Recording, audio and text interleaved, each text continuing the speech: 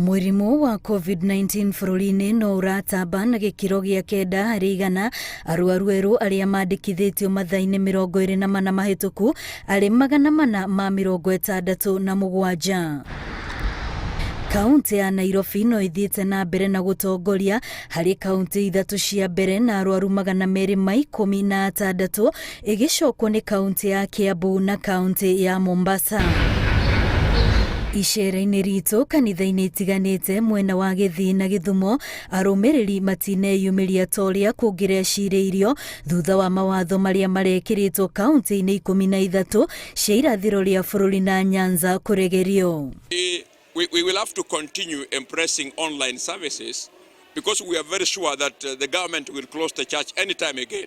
Because what I've seen is a trend that every time there's an increase in COVID numbers, the first thing to be closed is the church. Anini arĩa magwĩkinyĩtie kanitha-inĩ ici magĩtigĩrĩra nĩ marũmĩrĩra mawatho marĩa marĩho na kinyi, mawatho marĩa marahinyĩrĩrio nĩ atongoria ao kũmarũmĩrĩra ona rĩrĩa marĩ nja wa kanitha. Tuendelee kukutana kuomba katika makanisa yetu na tukizingatia sheria zote na kanuni zote za COVID-19. There is that listening here in the church, and I believe when government can use the church as a way also to fight this COVID-19, it can be effective.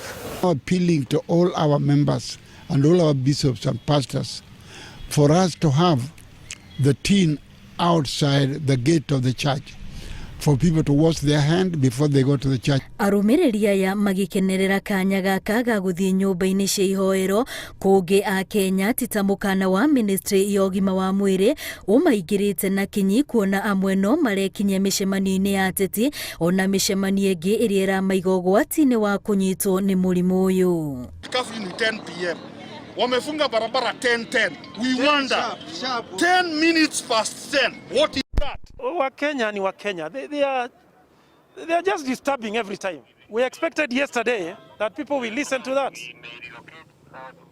But unfortunately, they took it very casually. Hauwezi kutawala nyasi, unatawala binadamu. Si ndio?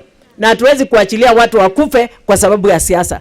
Kũringana na rũhonge rwa ũgima wa mwĩrĩ thĩinĩ wa thĩ WHO, mũthemba wa COVID-19 ũrĩa wĩkaine ta Delta ũronekana kũhatĩrĩria mabũrũri maingĩ kuona ũratamba na gĩcunjĩ kĩa 50 harĩ 100 ũkĩringithanio na mĩthemba ĩngĩ.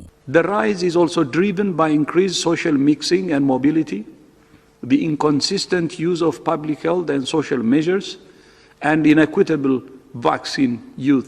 Gũkinyĩria rĩu andũ 1,475 marĩ thibitarĩ na harĩ aya 186 marĩ ICU nao 46 magĩteithĩrĩrio kũhuhia nĩ macini. Ikuũ iria ciandĩkithĩtio nĩ 15 na ciothe nĩ iria ciacereirwo kwandĩkithio gatagatĩ ka mweri wa 5 na mweri wa 7.